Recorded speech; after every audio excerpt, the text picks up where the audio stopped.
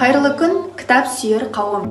Түркістан облысы, Түлкібас ауданы, Ордабай Ағыбайұлы атындағы жалпы орта мектебінің 5-10 сынып оқушылары арасында қаңтар айының 10-нан бастап айдың соңына дейін жарыса кітап оқиық атты онлайн байқау өтетіндігін хабарлаймыз.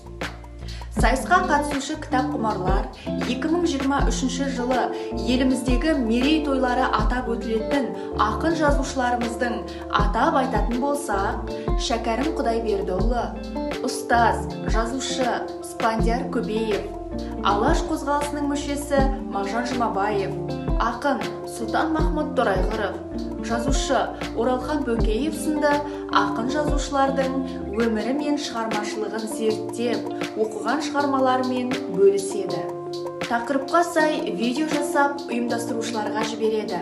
Жіберілген видеоматериал YouTube желісіне жүктеліп, сайысқа қатысушылар арасында жеңімпаздар көптің қалауы арқылы анықталады.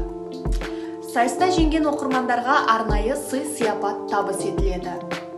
Аталған онлайн байқаудың ұйымдастырушылары Ордабай Ағыбайұлы атындағы жалпы орта мектебінің қазақ тілі пәнінің бірлестігі.